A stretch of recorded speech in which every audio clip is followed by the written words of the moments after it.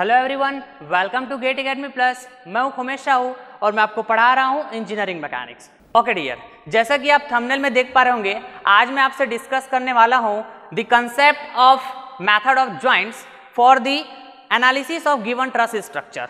Right, आपको जब given truss का स्ट्रक्चर दिया रहेगा, राइट, तो उसको कैसे आप एनालिसिस करेंगे bye using the method of joint. Okay, मुझे नहीं पता कि आप में से ऐसे कितने एस्पायरेंट्स हैं, राइट, जो मेथड ऑफ जॉइंट के कंसेप्ट के ऊपर उनको कुछ आता होगा और उनको काफ़ी सारे डाउट्स होंगे। मुझे इस बात की भी कोई इन्फॉर्मेशन नहीं है कि आप में से कितने एस्पायरेंट्स हैं जो बिल्कुल फर्स्ट टाइम पढ़ने वाले होंगे concept of method of joints.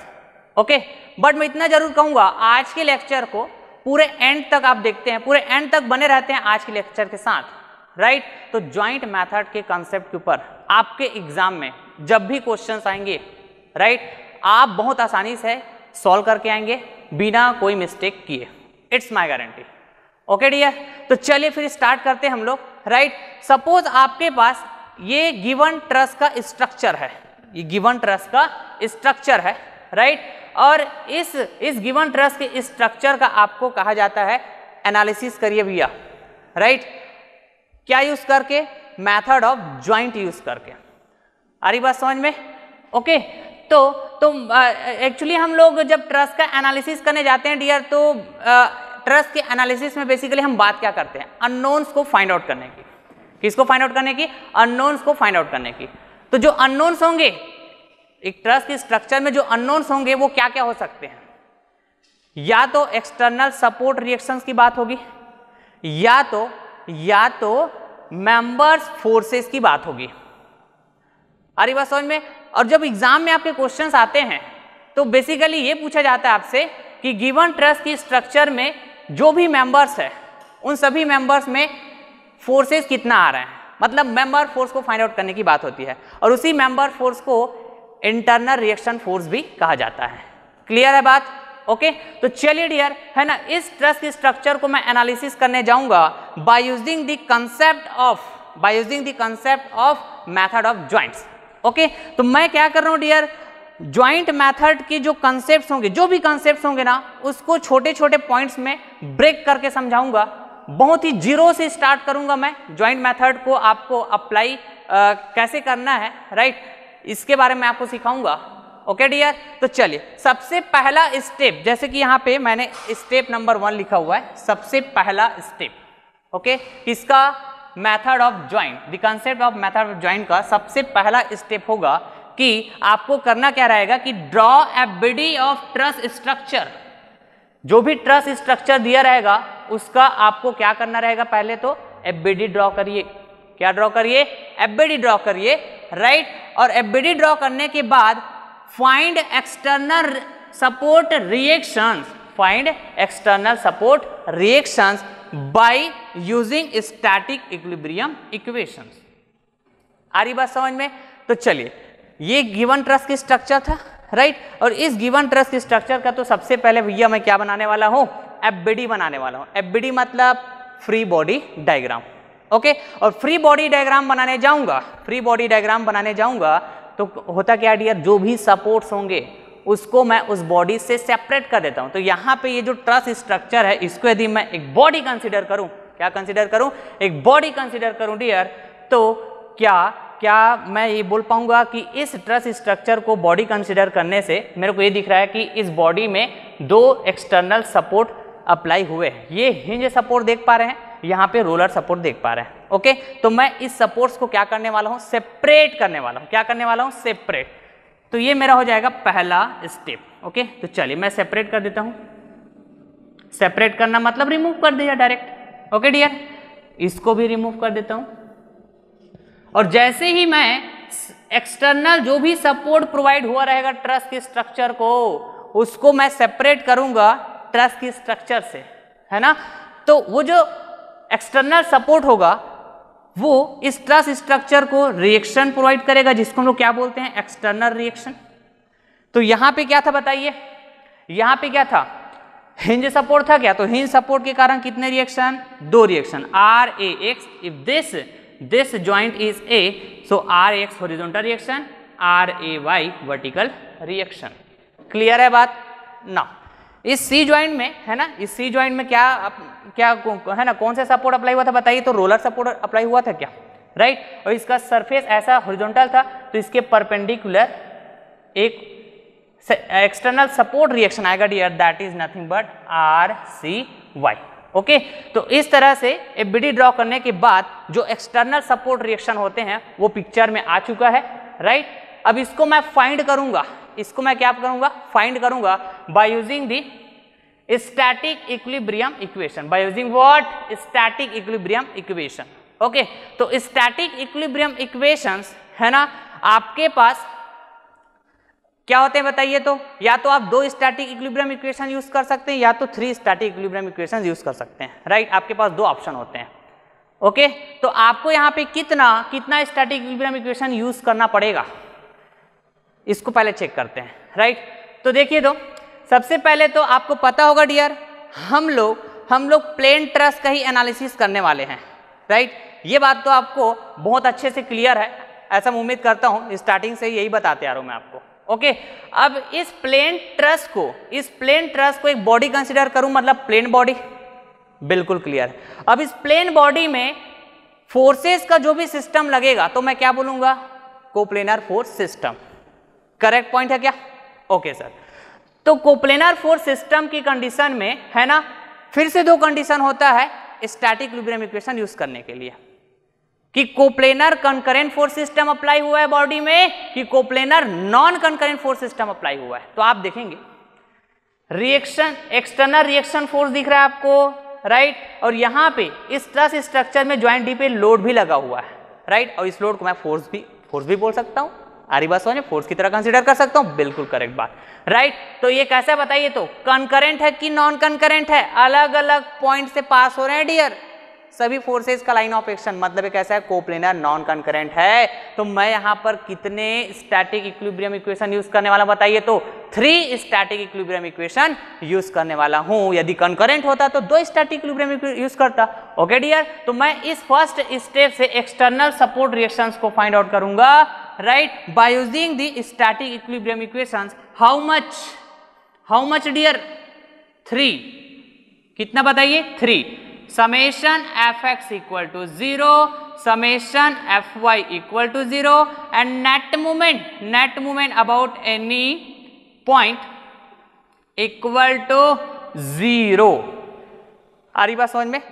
तो मैंने ये एक्सटर्नल सपोर्ट रिएक्शन फोर्स को फाइंड आउट कर लिया, ये एक्सटर्नल सपोर्ट रिएक्शन फोर्स को फाइंड आउट कर लिया, और ये वाला भी एक्सटर्नल सपोर्ट रिएक्शन फोर्स को फाइंड आउट कर लिया ना। तो ये फर्स्ट स्टेप मेरा कंप्लीट हो गया। सेकंड स्टेप की बात करते हैं डियर। ओके, सेकंड स्टेप में क्या करना होगा देखिए, तो ड्रॉ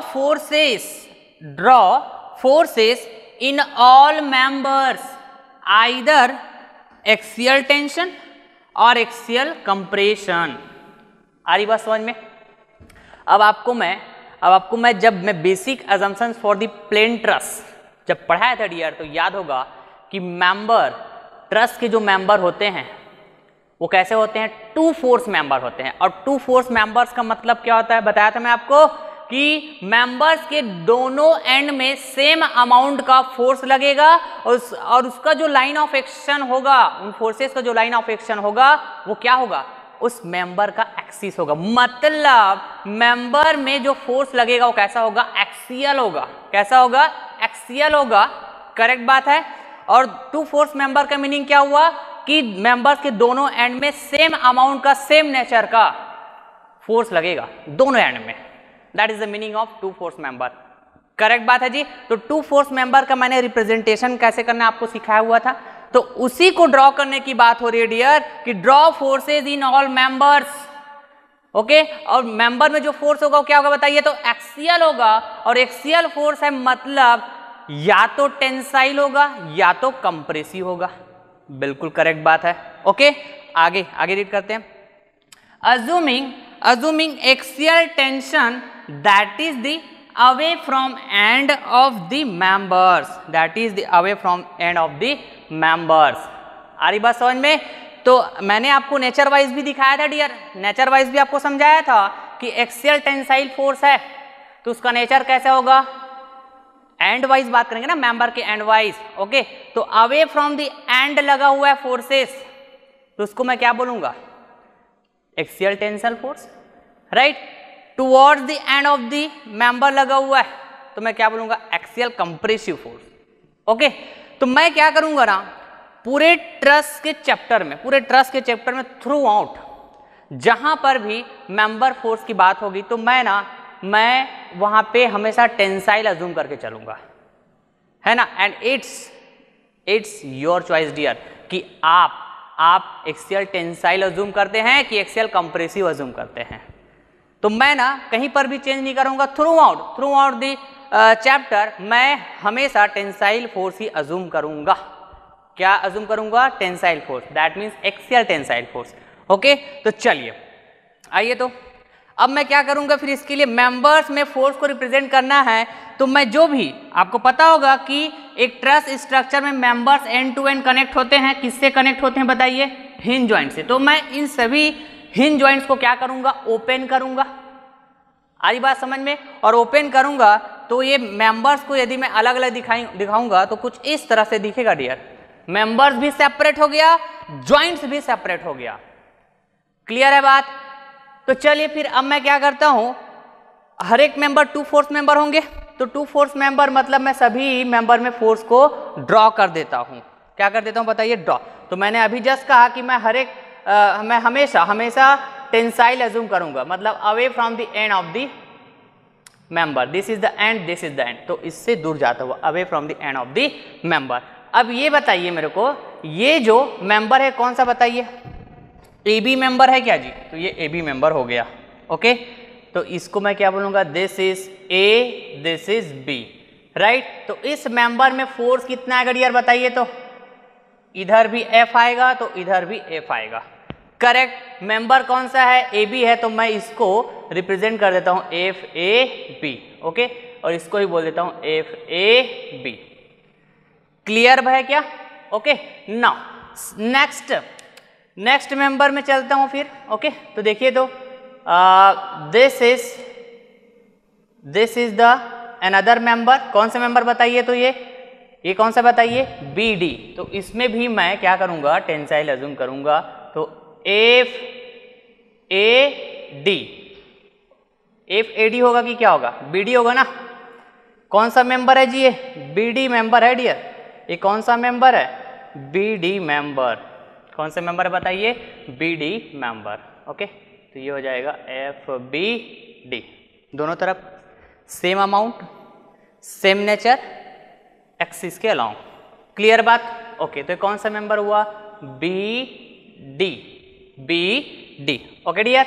सिमिलरली यदि मैं यहां इस BC मेंबर की बात करूं, ये कौन सा मेंबर हुआ बताइए, BC, ओके। तो देखिएगा BC मेंबर है ये, ओके। तो यहां भी मैं एक्सियल टेंसाइल बोल देता हूं FBC, और ये भी क्या हो जाएगा डियर बताइए, FBC। करेक्ट है क्या यहां तक, ओके सर। नाउ ये कौन सा मेंबर होगा बताइए, ये वाला CD, ओके। तो ये हो जाएगा CD। यहां भी मैं एक्सियल फोर्स रिप्रेजेंट करता हूं, इसका भी नेचर बोल देता हूं मैं, ये क्या होगा बताइए, FCD, ओके। ये हो जाएगा FCD, तो इधर भी हो जाएगा FCD। सभी मेंबर्स में कर दिया, ये वाला मेंबर्स और बच्चे चलिए इसको भी बात कर लेता हूं। तो ये कौन सा मेंबर है डियर बताइए, AD, ओके। तो ये हो जाएगा AD मेंबर, मतलब FAD, और ये क्या हो जाएगा, FAD। क्लियर बात है क्या जी, ओके ना। तो according to my second step draw all the forces in member, मतलब मैंने सेकेंड स्टेप को कंप्लीट कर लिया है डियर, सेकेंड स्टेप को कंप्लीट कर लिया है। क्लियर है। अब याद कीजिए मैंने लास्ट लेक्चर में आपको ऐसे तो इसको मैंने ऑलरेडी समझा के रखा हुआ है उसको, लेकिन मैं फिर से आपको समझा देना चाह रहा हूँ, ओके। कि जब मेंबर्स में फोर्स को आप रिप्रेजेंट करते हो, राइट, तो मेंबर्स जो है अपने रेस्पेक्टिव जॉइंट के साथ कनेक्ट हुआ रहता है जिसको आपने ओपन किया हुआ है। यदि मैं ए बी मेंबर की बात करूं तो ये जॉइंट ए से कनेक्ट था क्या? ए बी मेंबर्स का यदि मैं एंड ए की बात करूं तो ये जॉइंट ए से कनेक्ट था। ए बी मेंबर का एंड बी की बात करूं, ए बी मेंबर का जो एंड बी है इसकी बात करूं तो ये जॉइंट बी से कनेक्ट था। जैसे ही मैं यहां पे सेपरेट करूंगा तो आप देखेंगे डियर, ये जो एफ ए बी फोर्स है जो एंड ए पे लग रहा है, राइट, ये एफ ए बी इस जॉइंट ए के लिए एक्शन फोर्स का काम करेगा। तो as per the Newton's third law of motion ये जो जॉइंट ए है ये भी इस मेंबर ए बी के एंड ए को रिएक्ट करेगा उतने ही अमाउंट का force same line of action में। पता है क्या? आपको पता है क्या Newton's third law of motion ऐसा होता है? मैंने ऑलरेडी आपको पढ़ाया हुआ है, आ रही बात समझ में? तो यहाँ पर है ना इतने ही अमाउंट का सेम लाइन ऑफ एक्शन में फोर्स लगेगा F A B. Just action reaction, just action reaction. Clear है बात? सिमिलरली यहां पर बात करूंगा तो ये भी हो जाएगा डियर, ऐसा ही क्या? यहां एफ ए बी अगेन दिख रहा है, ज्वाइंट बी के लिए एक्शन हुआ तो ज्वाइंट बी रिएक्ट करेगा उतना ही एफ ए बी का। क्लियर पॉइंट है? आ रही बात समझ में? अब देखिए कुछ स्टूडेंट ऐसा भी कर सकते हैं, जैसा कि मैं क्या कहा कि एक्सियल टेंसाइल आप ड्रॉ करिए या फिर एक्सियल कंप्रेसिव। कुछ स्टूडेंट ऐसा भी कर सकते हैं कि सर मैं चाहता हूं कि मैं ना टेंसाइल अज्यूम ना करके कंप्रेसिव अज्यूम करता हूं मेंबर में फोर्स को, तो बिल्कुल कर सकते हो। मैंने तो अज्यूम ही तो किया ना, यहाँ पे मैंने एग्जैक्ट कहा क्या कि मेंबर ए बी टेंसाइल ही फोर्स कैरी करेगा, ऐसा बिल्कुल नहीं कहा। मैंने ऐसा कहा क्या कि member B D tensile force ही कैरी करेगा, बिल्कुल ऐसा नहीं कहा। मैंने क्या किया? जस्ट अज्यूम किया हुआ है, जस्ट अज्यूम किया हुआ है। तो आप कंप्रेसिव भी अज्यूम कर सकते हो। सपोज आप कंप्रेसिव अज्यूम करते तो ये कैसा होता? Towards the end of the member. अभी मेरा कैसे बताइए? Away from the end of the member. तो यदि आप कंप्रेसिव अज्यूम करते तो यहां पर इसका डायरेक्शन भी ऐसा टुवर्ड्स द जॉइंट हो जाता, टुवर्ड्स द जॉइंट हो जाता, टुवर्ड्स द जॉइंट हो जाता, टुवर्ड्स द जॉइंट हो जाता। यहां टेंसाइल अज्यूम किया हूं तो अवे फ्रॉम द एंड हुआ है, तो ये ज्वाइंट में भी कैसा आ रहा है? अवे फ्रॉम द ज्वाइंट आ रहा है, अवे फ्रॉम द ज्वाइंट। तो यहां से मेरे को ये भी समझ में आ रहा है डियर कि यदि मेंबर में टेंसाइल फोर्स है तो ज्वाइंट में भी जो फोर्स होगा, वो भी कैसा होगा? टेंसाइल नेचर का होगा। क्लियर हो पा रहा है क्या बात? राइट, क्योंकि अवे फ्रॉम द ज्वाइंट और इसमें क्या है? Away from the end of the member. Clear है ना? राइट, तो यही बात यहां पर भी लिखा हूं डियर मैं। एक्स क्या किया वो देखो, draw forces in all members either axial tension और tension on compression, assume axial tensile that is away from end of the member. इतना बोला था मैं। और क्या लिखा हूं देखो तो, दैट और away from the joints, away from the joints. तो इससे मेरे को यह भी समझ में आ रहा है कि यदि मैं सिर्फ ज्वाइंट में फोर्स को रिप्रेजेंट कर देता हूं, सिर्फ ज्वाइंट में टेंसाइल अज्यूम किया या फिर कंप्रेसिव अज्यूम किया, इसका मतलब क्या हुआ कि मैंने मेंबर में भी फोर्स को अज्यूम कर दिया। आ रही बात समझ में? मैं क्या बोलना चाह रहा हूं कि मेंबर में फोर्स को यदि आप अज्यूम नहीं किए हो और सिर्फ बता रहे हो कि ज्वाइंट में फोर्स को अज्यूम कर दिए हो, इस तरह से जिस तरह मैं यहाँ पे ये ब्लू कलर से शो किया हूँ। क्लियर है?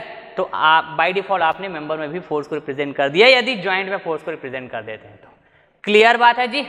तो ठीक है, यदि मैं सभी ज्वाइंट में बात करूंगा तो ये जो सभी मेंबर्स होंगे वो अपने रेस्पेक्टिव ज्वाइंट के लिए एक्शन अप्लाई करेगा, तो उसके जो रेस्पेक्टिव ज्वाइंट्स होंगे वो मेंबर्स को भी रिएक्शन प्रोवाइड करेगा सेम अमाउंट का। तो चलिए मैं यहाँ पे रिप्रेजेंट कर देता हूं। ये क्या हो जाएगा बताइए? एफ बी डी होगा क्या? Action reaction. ये क्या होगा बताइए? F B D. Correct point है जी? Okay okay sir. नाउ इधर चलते हैं तो ये क्या हो जाएगा बताइए? ये ज्वाइंट है ना, एफ बी सी। ओके, तो इधर क्या हो जाएगा बताइए? F B C, action reaction. Clear? Okay sir, fine. यहां पे आते हैं तो बताइए, ये FCD है तो ये भी क्या हो जाएगा, FCD।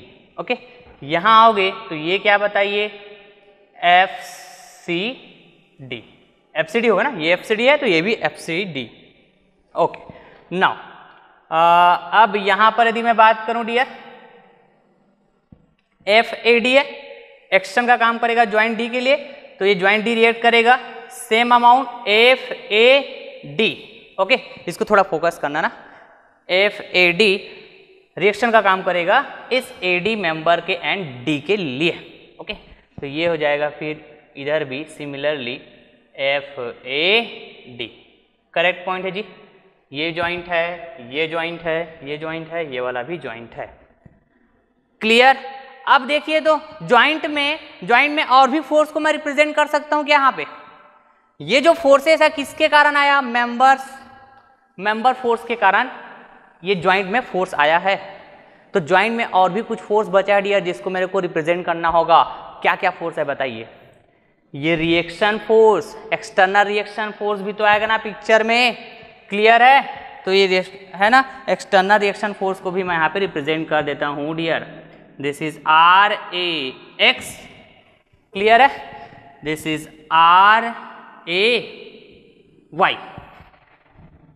and this is also RCY। Correct point है। और भी आप देखोगे तो ज्वाइंट डी में लोड अप्लाई हुआ था ज्वाइंट डी में, तो इसको मैंने ऑलरेडी रिप्रेजेंट करके रखा हुआ है। ओके, तो ये कौन सा स्टेप हुआ बताइए? ये हो गया आपका सेकंड स्टेप। क्लियर? और ये था आपका फर्स्ट स्टेप। ओके, आप कनेक्ट करते जाइएगा सारी बातों को। ठीक है, हम अभी क्या कंसेप्ट बिल्टअप कर रहे हैं डियर, अभी कंसेप्ट बिल्टअप कर रहे हैं। देखिएगा है ना, आज के लेक्चर्स को अटेंड करने के बाद जब मैं नेक्स्ट लेक्चर में प्रॉब्लम्स लेके आऊंगा ना, तो और बहुत मजा आने वाला है आपको। राइट, बहुत मजा आने वाला डियर, यकीन मानिए। राइट, आप लेक्चर के साथ बने रहिएगा, पूरा कंसेप्ट डिस्कस करूंगा मैं ज्वाइंट मेथड का। ओके, हर एक कंसेप्ट के ऊपर बात करूंगा। स्टेप 3 बात करता हूं मैं, तो select that joint with maximum 2 unknown forces. ऐसे ज्वाइंट को सेलेक्ट करना है जिसमें मैक्सिमम कितना अननोन फोर्सेस हो, 2 अननोन फोर्सेस हो। क्लियर है? And then apply 2 static equilibrium equations. ये हमारा क्या है, थर्ड स्टेप है। अब बताइए तो यहां पे हमने क्या बोला, सेलेक्ट दैट ज्वाइंट। ओके, हमको ज्वाइंट को सेलेक्ट करने की बात क्यों हो रही है? क्योंकि हमारा जो मेथड हो क्या बताइए, तो ज्वाइंट मेथड। क्या है? ज्वाइंट मेथड है डियर। तो मैं क्या कर सकता हूं, है ना, मैं इन मेंबर्स को इग्नोर कर सकता हूं। क्या कर सकता हूं? इग्नोर कर सकता हूं डियर। ओके, तो चलिए मैं इन मेंबर्स को सबसे पहले तो यहां से इरेज कर देता हूं। ठीक है, इरेज कर देता हूं। फिर मैं देखूंगा मेरा पूरा फोकस किस में रहेगा, फिर ज्वाइंट में रहेगा। क्लियर है?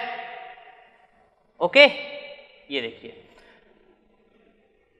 मैंने इसको भी इरेज कर दिया, पूरे मेंबर्स को मैं इरेज कर देता हूं। ठीक, इसको भी इरेज कर देता हूं। क्लियर? ये वाला भी मैं इरेज कर देता हूं। ये देखिए, अब चलिए, अब हमारा पूरा फोकस किस में रहेगा बताइए, तो ज्वाइंट में रहेगा डियर। किस में रहेगा? ज्वाइंट में रहेगा। ओके, तो यहां पे अब हमको उस ज्वाइंट को सेलेक्ट करना है अकॉर्डिंग टू थर्ड स्टेप, जिसमें मैक्सिमम कितना अननोन होना चाहिए, 2 अननोन। मैक्सिमम कितना होना चाहिए? 2। तो सबसे पहले तो मैं ज्वाइंट टू ज्वाइंट मैं देखता हूं कि कौन से ज्वाइंट में कितना नंबर ऑफ अननोन्स है। तो देखिए, तो यहां यदि मैं ज्वाइंट ए में बात करूं डियर, ज्वाइंट ए में, तो यहां मैं बोल पाऊंगा कि ज्वाइंट ए में ये जो RAX जो अननोन था पहले, अननोन था ना पहले, यहाँ पे स्टेप नंबर 1 में अननोन ही तो था, लेकिन मैंने यहाँ पे इसको क्या कर लिया, फाइंड आउट कर लिया। मतलब क्या हुआ, RAX मेरे लिए नोन हो चुका है। सिमिलरली RAY भी नोन हो चुका है। सिमिलरली RCY भी नोन हो चुका है। तो अननोन्स क्या क्या है, तो चलिए, तो अननोन्स क्या क्या है, FAD FAB। कितना अननोन्स, तो मैं लिखते जाता हूँ। यहाँ पे कितना अननोन है, 2 अननोन, 2 अननोन।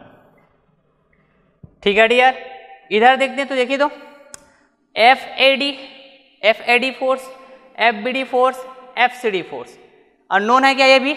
Okay sir. और ये W, व्हाट अबाउट W क्या बताइए, तो लोड है क्या? और ये कौन सा लोड है? ट्रस स्ट्रक्चर में अप्लाई हुआ लोड है। तो भैया आप ट्रस स्ट्रक्चर में लोड को जब अप्लाई करने जाओगे तो आपको तो पता ही होगा ना कि आप कितना लोड अप्लाई करने वाले हो। क्लियर है? तो ये जो W लोड है कैसा डियर? नोन है। कैसा है? नोन है। तो अननोन क्या क्या हुआ? FAD, FBD, FCD कितना unknown? 3 unknown, 3 unknown, 3 unknown, 3 unknowns. यहाँ पे कितना अननोन सर? 2 अननोन्स है, यहाँ पे 3 अननोन्स। यहाँ पे बताइए तो सर कितना अननोन होगा? तो RCY तो नोन है, FCD की बात करूं तो ये अननोन है, FBC की बात करूंगा तो ये भी अननोन। तो यहाँ पे कितना अननोन हुआ बताइए? 2 अननोन, 2 अननोन्स। क्लियर है बात? यहाँ पे बात करूंगा तो कितने अननोन होंगे बताइए तो डियर? 1 2 3, 1 2 3, 3 अननोन। चलिए ये हो जाएगा मेरा 3 अननोन, 3 अननोन। ओके, तो हमको उस ज्वाइंट को सेलेक्ट करना चाहिए जिसमें मैक्सिमम कितने अननोन हो? 2 अननोन हो। तो देखेंगे 2 अननोन वाला क्या है बताइए तो? ये वाला है ज्वाइंट ए और ये ज्वाइंट सी। ओके, 2 ज्वाइंट ऐसा दिख रहा है जिसमें 2 ही अननोन दिख रहा है। आ रही बात समझ में? कभी कभी ऐसा भी होगा कि ज्वाइंट में है ना 3 अननोन्स दिखेंगे, 4 अननोन्स दिखेंगे, 5 अननोन्स भी दिखेंगे। ओके, लेकिन हमको उस ज्वाइंट को सेलेक्ट करना है, या फिर मैं बोलूं उस ज्वाइंट को सेलेक्ट करना चाहिए पहले जिसमें मैक्सिमम कितना अननोन होना चाहिए? 2 अननोन होना चाहिए, मैक्सिमम 2 अननोन। अब इसको हम ऐसा क्यों बोलते हैं मैं बताता हूं रीजन आपको। राइट, आगे रीड करते हैं पहले। ठीक है, हमने क्या किया? Select that joint with maximum 2 unknown forces. Okay, तो चलिए मैं ना कोई भी एक ज्वाइंट को पहले सेलेक्ट कर लेता हूं। या तो मैं सी को सेलेक्ट कर सकता हूं, या तो मैं सी को सेलेक्ट कर सकता हूं, या तो मैं ए को सेलेक्ट कर सकता हूं।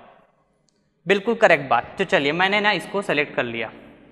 ओके, अब आगे क्या बोला डियर देखिए तो, and then apply two static equilibrium equation, and then apply two static equilibrium equation. तो देखिए तो यहां पर फर्स्ट स्टेप में मैंने 3 स्टैटिक इक्विलिब्रियम इक्वेशन अप्लाई किया था। क्यों किया था बताइए? क्योंकि ये coplanar non concurrent force system था। अब यहां पर ज्वाइंट पे यदि मैं फोर्सेस को देखूंगा तो सभी फोर्सेस का जो पॉइंट ऑफ एप्लीकेशन है वो सेम होगा क्या बताइए? एक ही पॉइंट से पास होगा क्या? तो ये कैसा होगा? Coplanar concurrent. और कोप्लेनर कंकरेंट फोर्स सिस्टम के कंडीशन में सिर्फ 2 ही स्टैटिक इक्विलिब्रियम इक्वेशन होते हैं डियर, और 2 ही स्टैटिक इक्विलिब्रियम इक्वेशन है तो आप सिर्फ 2 ही अननोन को फाइंड आउट कर सकते हो, सिर्फ और सिर्फ 2 ही अननोन्स को। So that's why we have to select that joint, we have to select that joint first with maximum 2 unknowns. Right, जिसमें मैक्सिमम कितना अननोन हो? 2 अननोन्स हो। क्लियर? तो इस तरह से मैंने इसको पहला सेलेक्ट किया, कर लिया। तो यहां से क्या क्या फाइंड आउट करूंगा बताइए? स्टैटिक इक्विलिब्रियम इक्वेशन अप्लाई करूंगा तो FAB की वैल्यू फाइंड आउट करूंगा।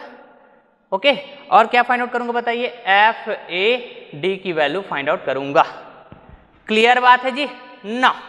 अब क्या बोल रहे हैं देखिए तो, नेक्स्ट स्टेप ये वाला भी हो गया, ये वाला भी हो गया, ये वाला भी हो गया। अब नेक्स्ट स्टेप की बात करते हैं dear, that is the step number 4। Okay, तो देखिए तो स्टेप नंबर 3 में मैं क्या करूंगा? 2 यहाँ पे ना मैं लिख दे रहा हूँ, Fx equal to 0 summation Fy equal to 0। Okay, now step 4 की बात करते हैं। Similarly select next joint. जिस तरह से हमने 2 अननोन वाले ज्वाइंट को सेलेक्ट किए, वैसे ही सिमिलरली हमको नेक्स्ट ज्वाइंट सेलेक्ट करते जाना है, एंड सो ऑन आगे चलते जाएंगे until unknown forces are known, जब तक कि हमको अननोन फोर्सेस नोन नहीं हो जाता है। ओके, तो चलिए तो बताओ डियर, मैं सेकंड किसको कर सकता हूं? मैं चाहूं तो सेकंड सी को भी कर सकता हूं, कोई दिक्कत है क्या? ये भी तो है ना 2 अननोन वाला। लेकिन मैं यहाँ पे डी को भी सेलेक्ट कर सकता हूं। सर कैसे? क्योंकि एडी की वैल्यू आपने फाइंड आउट कर चुका है, यहां से कर चुका है ना। तो ये जो एडी फोर्स है डियर, ये वही एडी होगा क्या? क्लियर है बात? अभी तो जस्ट बताया था जी, as per the Newton's third law of motion. Okay, इस तरह से। तो ये FAD तो फाइंड आउट हो चुका था ऑलरेडी, क्लियर। तो यहाँ पे कितना नोन हुआ 1 2, तो मैं इसको भी सेलेक्ट कर सकता हूँ, इसको भी सेलेक्ट कर सकता हूँ। सीक्वेंस से चलते हैं ना, क्या दिक्कत है, लेकिन आप चाहो तो कोई भी सीक्वेंस में जा सकते हो, लेकिन आसान यही रहेगा कि आप उस ज्वाइंट को पहले सेलेक्ट कीजिए जिसमें दो अननोन हो मैक्सिमम। ओके, तो मैं इसको सेलेक्ट किया, मेरा सेकंड सिलेक्शन वाला पार्ट क्या हुआ बताइए, ये वाला हुआ। अब यहाँ से मैं क्या क्या फाइंड आउट करूंगा डियर बताइए, यहाँ से मैं फाइंड आउट करूंगा, देखेंगे तो ये FBD की वैल्यू, FBD की वैल्यू फाइंड आउट करूंगा और FCD की वैल्यू फाइंड आउट करूंगा, क्लियर बात। फिर नेक्स्ट ज्वाइंट में मैं जाऊंगा तो देखेंगे अब सी ज्वाइंट में तो जा ही सकता हूं मैं, कोई दिक्कत है क्या, नहीं। तो इस सी ज्वाइंट में देखोगे ना, तो अब आपके पास कितने अननोन बचा हुआ है। पहले जब स्टार्टिंग की बात कर रहे थे तो 2 अननोन दिख रहा था, ये कितना अननोन दिख रहा था, 2 अननोन। अब कितना अननोन बचा है देखेंगे तो एक ही अननोन बचा है। सर कैसे, क्योंकि FCD की वैल्यू आपने यहां से फाइंड आउट कर लिया है।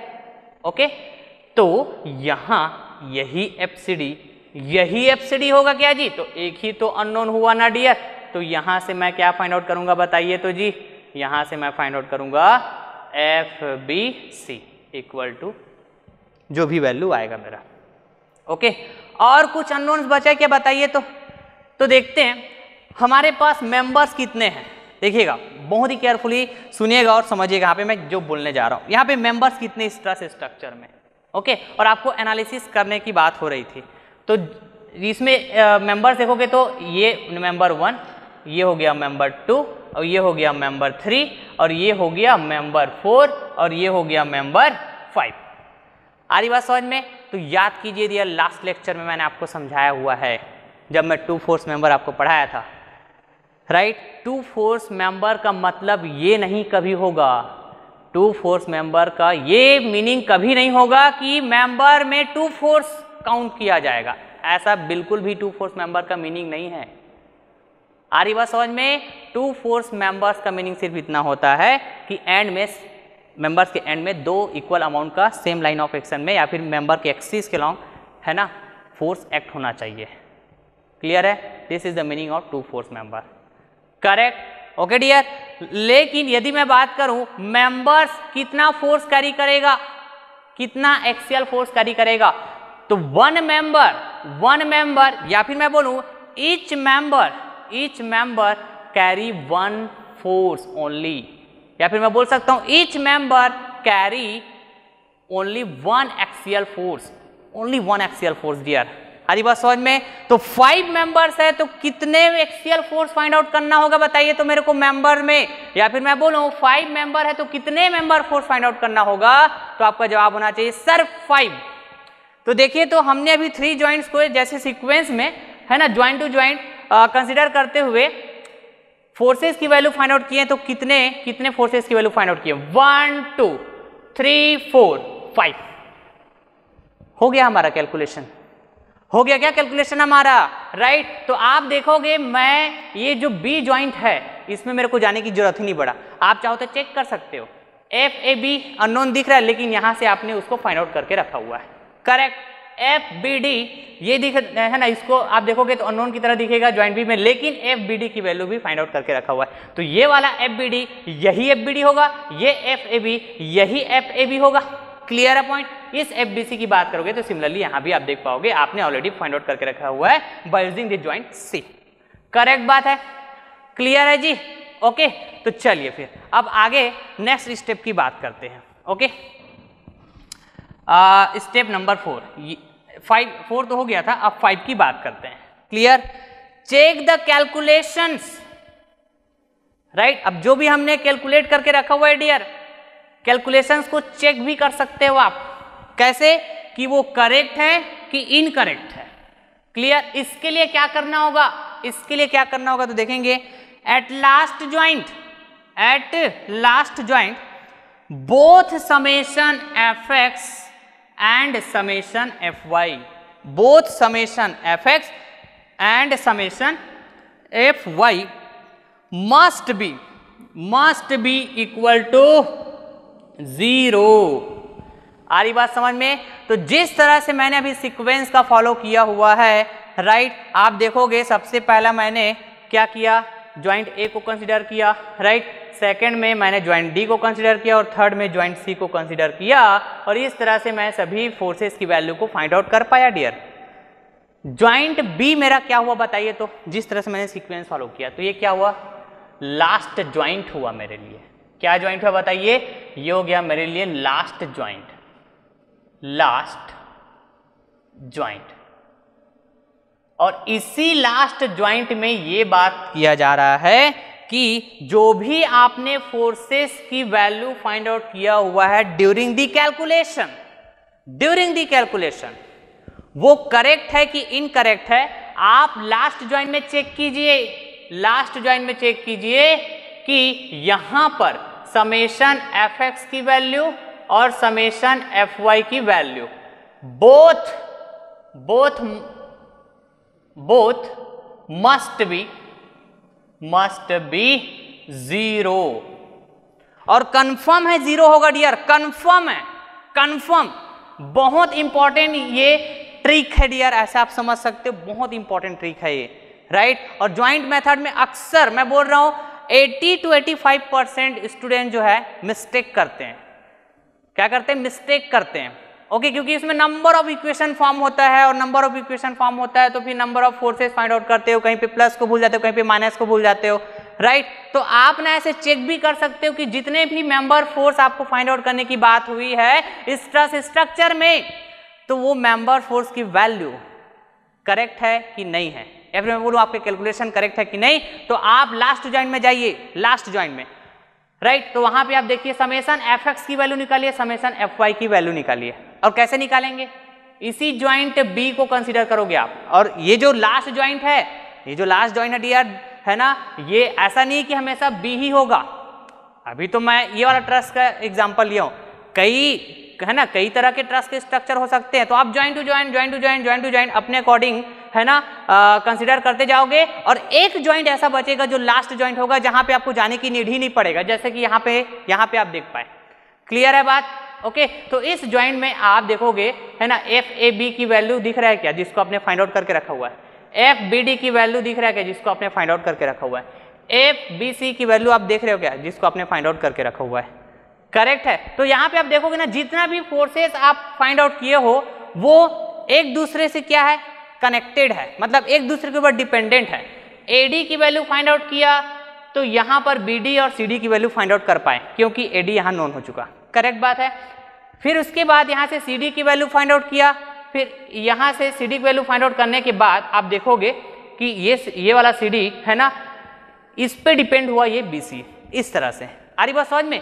तो यहाँ यदि समेशन एफ एक्स और समेशन एफ वाई की वैल्यू 0 आ जाता है, तो मतलब आपके सारे मेंबर्स में फोर्सेस का जो भी कैलकुलेशन है वैल्यू वाइज सभी कैसा है, करेक्ट है, सभी कैसा है, करेक्ट है, ओके डियर। तो ज्वाइंट टू ज्वाइंट आप कंसीडर करते हुए इस तरह से गिवन ट्रस के स्ट्रक्चर में सभी मेंबर्स में फोर्सेस की वैल्यू आप फाइंड आउट कर सकते हैं by using the concept of method of joint.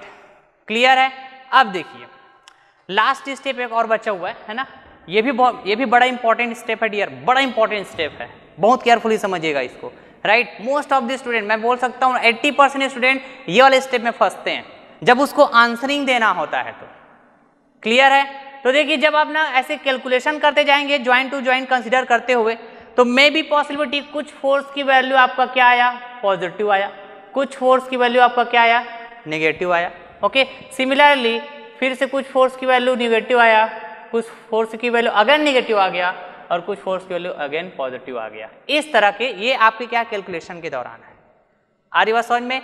तो ध्यान दीजिएगा, जब पहले क्या किया, ज्वाइंट ए को कंसीडर किया, ध्यान से सुनिएगा, बहुत ही इंपॉर्टेंट कॉन्सेप्ट बताने जा रहा हूं मैं आपको। ज्वाइंट ए को कंसीडर किया, इन दोनों फोर्स की वैल्यू निकाला, तो देखिए तो ये पॉजिटिव आया, ये नेगेटिव आया।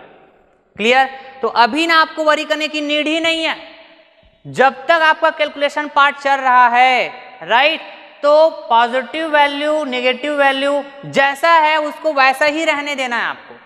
क्या कहा मैंने, जैसा है उसको वैसा ही रहने देना है। पॉजिटिव है तो पॉजिटिव ही रहने देना है, नेगेटिव है तो नेगेटिव ही रहने देना है, राइट। जब मैं फिर ज्वाइंट डी में जाऊंगा तो आप देखोगे जिस तरह भी एडी की वैल्यू क्या है, एफ एडी की वैल्यू निगेटिव आया है, तो जैसा कि मैंने आपको कहा दिया हर एक अननोन मेंबर्स फोर्स एक दूसरे के ऊपर डिपेंडेंट है। तो एडी फोर्स यहां से फाइंड आउट किया, एडी फोर्स यहां से फाइंड आउट किया, राइट। तो जब ज्वाइंट डी में जाओगे, आप ज्वाइंट डी में जाओगे तो F D, F B D और F C D force find out करने जाओगे तो एडी की value, that means force in member AD, that is the F AD की वैल्यू को यहाँ पे लेना होगा आपको, एफ एडी की वैल्यू को लेना होगा। तो आप ये जो निगेटिव वैल्यू है एडी का, है ना, इस निगेटिव वैल्यू को ही आपको लेना होगा यहाँ पे। कैसे लेना होगा? निगेटिव वैल्यू को ही लेना होगा। सिमिलरली यदि मैं यहाँ से बी डी सी डी की वैल्यू फाइंड आउट किया तो यहाँ पे देखोगे जब ज्वाइंट सी में जाऊंगा एफ बी सी को फाइंड आउट करने के लिए तो सी डी फोर्स की वैल्यू जरूरत पड़ेगी, मेरे को सी डी फोर्स की वैल्यू जरूरत पड़ेगी। तो जब सी डी फोर्स की वैल्यू जरूरत पड़ेगी तो यहाँ से मैंने ऑलरेडी फाइंड आउट करके रखा हुआ होगा। तो एफ सी डी की वैल्यू यहाँ पे देखोगे निगेटिव आया है, तो इस निगेटिव वैल्यू को ही आप यहाँ पे लीजिए, इस निगेटिव वैल्यू को ही आप यहाँ पे लीजिए, है ना। तो उसके बाद ये सभी मेंबर्स ऑफ फोर्स की वैल्यू फाइंड आउट हुआ। अब जैसा आपने कैलकुलेट किया हुआ है वो कैलकुलेशन सही है कि नहीं, उसके लिए हमने क्या किए, लास्ट ज्वाइंट में गए, summation F X summation F Y की वैल्यू को क्या होना पड़ेगा, 0 होना पड़ेगा। तो जिस तरह पॉजिटिव वैल्यू आया है निगेटिव वैल्यू आया, जिस तरह निगेटिव वैल्यू आया है, जिस तरह ये भी निगेटिव वैल्यू आया है और ये पॉजिटिव वैल्यू आया है। ओके, तो लास्ट ज्वाइंट में यदि ये दोनों 0 हो गया, summation F X Y summation F X summation F Y, तो क्या बात की इंफॉर्मेशन देगा ये कि हमने जो कैलकुलेशन किया है एज इट इज, जैसा आप देख पा रहे हो पॉजिटिव निगेटिव वैल्यू, है ना, वो सभी कैसा है, करेक्ट है। कैसा है, करेक्ट। अब जब मेरे को आंसरिंग देना होगा, एग्जाम में ये पूछा जाएगा कि कौन से मेंबर में कितना फोर्स आया, तो ये बड़ा इंपॉर्टेंट चीज है डियर, है ना, बड़ा इंपॉर्टेंट चीज है, ध्यान से सुनिएगा। और उसमें यह भी पूछा जाएगा कि उस मेंबर में ठीक है फोर्स की वैल्यू भी बताइए और साथ ही साथ उस मेंबर में उस फोर्स का नेचर कैसा है, उस मेंबर में उस फोर्स का नेचर कैसा है, कि एक्सियल टेंसाइल है कि एक्सियल कंप्रेसिव है। आ रही बात समझ में? तो यहां पे मोस्ट ऑफ द स्टूडेंट फंसते हैं, तो केयरफुली समझिएगा। और यही बात का इंफॉर्मेशन देने वाला है जब पॉजिटिव आया फोर्स का वैल्यू और निगेटिव आया फोर्स का वैल्यू, इसका क्या मीनिंग होगा, इसी बात का इंफॉर्मेशन देगा ये स्टेप नंबर 6 कि आपको कैसे आंसरिंग करना है। तो ध्यान से सुनिएगा। If value of force in any member, if value of force in any member okay is found to be negative, is found to be negative, okay dear, it implies that, है ना, इसका मतलब क्या हुआ कि our assumptions were incorrect, our assumptions were incorrect. अरे बात समझ में? तो हमारा एजम्पशन क्या था बताइए, मैंने क्या बोल के रखा हुआ था, इधर आइए फिर से, स्टेप नंबर 2 में draw forces in all members. तो मैं हमेशा क्या बोला कि मैं हमेशा एक्सियल टेंसाइल ही अज्यूम करके चलूंगा। तो मेरा अजम्पशन क्या था बताइए, एक्सियल टेंसाइल था, एक्सियल टेंसाइल था। ओके, तो इसी बात की इंफॉर्मेशन दे रहा है कि यदि वैल्यू निगेटिव आया मेरे अजम्पशंस करने के बाद, यदि मैंने फोर्सेस को अज्यूम किया हुआ है मेंबर्स में, राइट, उसके बाद वैल्यू का निगेटिव आना, राइट, तो इस बात की इंफॉर्मेशन दे रही है कि हमारा अजम्पशंस क्या हो जाएगा, वो रॉन्ग, या फिर ऐसा बोल सकता हूं कि मेरा जो assumptions था वो कैसा था, इनकरेक्ट था। क्लियर? तब क्या करना होगा, सो assumed direction of that force, जिस फोर्स की वैल्यू निगेटिव आया है ना, और उसको जो मैंने अज्यूम किया हुआ है उसके डायरेक्शन को, तो assumed direction of that force must be reversed, okay. तो चलिए फिर यहां आइए, इसका मतलब क्या हुआ, एडी फोर्स में वैल्यू क्या आया बताइए, तो निगेटिव आया क्या, एडी फोर्स में, है ना, मतलब एडी मेंबर में जो फोर्स है वो कैसा आया बताइए, नेगेटिव आया है।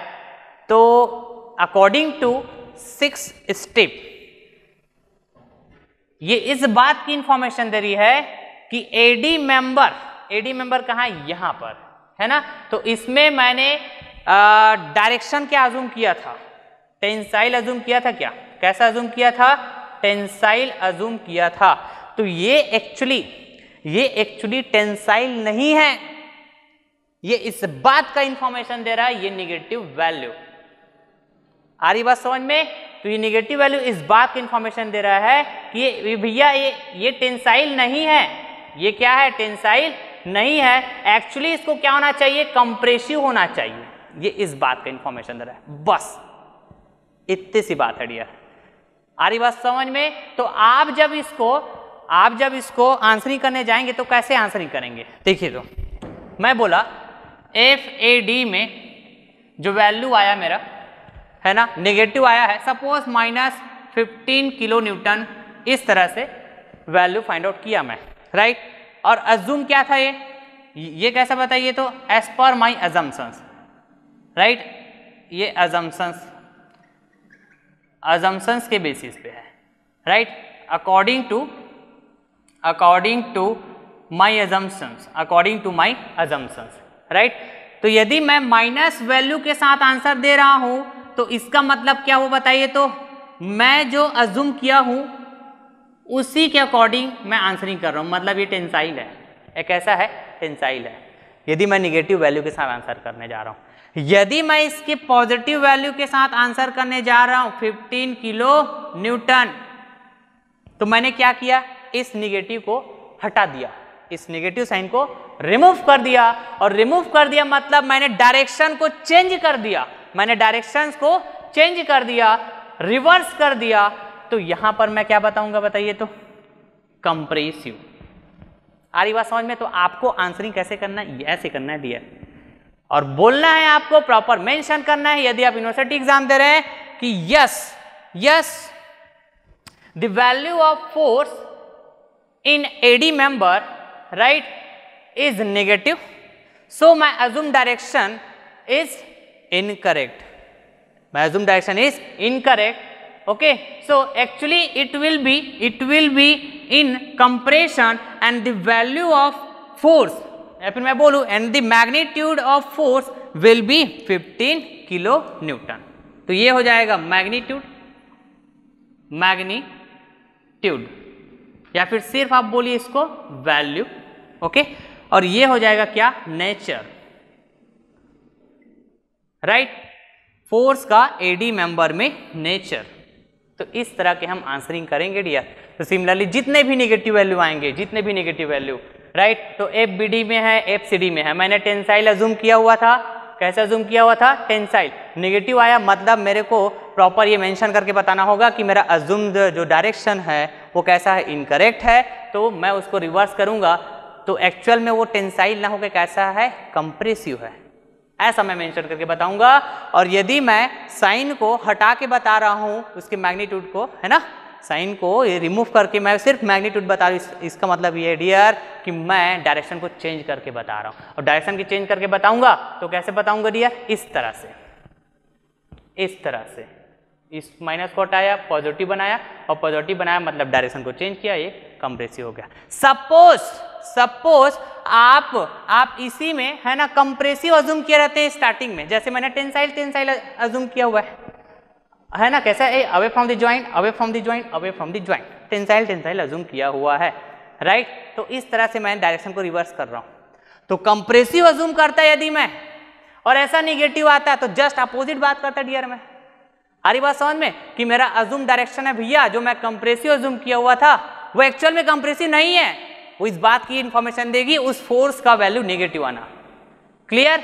तो मैं क्या करूंगा, उस नेगेटिव वैल्यू को, है ना, पॉजिटिव में कन्वर्ट करूंगा, मतलब नेगेटिव साइन को हटा दूंगा, और नेगेटिव साइन को हटा रहा हूं मतलब मैं उसके डायरेक्शन को चेंज कर रहा हूं। तो एक्चुअल में मैं क्या बोलूंगा कि वो कंप्रेसिव नहीं है, एक्चुअल में वो कैसा है, वो टेंसाइल है। वो कैसा है, टेंसाइल, जस्ट अपोजिट हो जाएगा। बस इतनी सी बात है डियर, और यही है concept of method of joint. Okay, concept of method of joint. अच्छा, तो कुछ लोग ऐसे भी सोच रहे होंगे, तो sir what about positive value, तो पॉजिटिव वैल्यू का मीनिंग तो यही हो गया ना कि आपका जो अजम्पशंस है ना, उसी के अकॉर्डिंग आपका वैल्यू आ रहा है पॉजिटिव, बी पॉजिटिव। अरे बस समझ में, मतलब मतलब आपके फेवर में आंसर आ रहा है, आपने जो अज्यूम किया हुआ है आपके फेवर में है, ये फोर्स की वैल्यू मतलब पॉजिटिव। तो यहाँ पे मैं क्या बोलूंगा, ये पॉजिटिव मतलब मेरा assumptions कैसा है, my assumptions is correct, so the force in BC member will be tensile. Tensile assume किया हुआ था। यदि कंप्रेसिव अज्यूम किए रहते और पॉजिटिव आया, वैल्यू कैसा है, पॉजिटिव आता कंप्रेसिव अज्यूम करने से, तो आप कहते कि my assumptions is correct, so the force in member BC will be compressive. Clear है डियर? तो इस तरह से मैं बहुत ही बेसिक से आपको मेथड ऑफ ज्वाइंट का कंसेप्ट बताया डियर। ओके डियर, तो ये था आपका मेथड ऑफ ज्वाइंट के ऊपर पूरे के पूरे कंसेप्ट। ओके, तो जब भी आपके एग्जाम में है ना, चाहे आपके कोई भी एग्जाम हो, राइट, तो आपको जब ना क्वेश्चन पूछा जाएगा कि भैया आपको एक ट्रस का स्ट्रक्चर दिया है और उस ट्रस की स्ट्रक्चर का आपको एनालिसिस करना है bye using the method of joint. अरे बात समझ में? तो आप बहुत आसानी से है ना क्वेश्चन सॉल्व करके आएंगे बिना कोई गलती किए, क्योंकि मैंने इस मेथड के जो कॉन्सेप्ट है उसको बहुत ही छोटे छोटे स्टेप में ब्रेक करके आपको समझाया हुआ है, सो दैट आप हर एक पॉइंट्स को कनेक्ट कर पाए। ओके डियर, अब मैं क्या करता हूँ ना, मैं कैमरा होल्ड कराता हूँ है ना, और आप चाहे तो स्क्रीनशॉट ले सकते हैं। ओके, कई स्टूडेंट कमेंट्स बॉक्स में कमेंट भी करते हैं कि सर हम लोग स्क्रीनशॉट नहीं ले पाते हैं, या फिर कैमरा इतना ज़्यादा मूव हो जाता है तो हम लोग है ना नोट भी नहीं कर पाते हैं। तो मैं चाहता हूँ कि मैं जो भी बोर्ड में लिखा रहूँगा वो सारी चीज़ें आपकी कॉपी में नोट हो। ओके डियर, तो चलिए फिर आप जो है 1 by 1 स्क्रीनशॉट ले लीजिएगा डियर। ओके,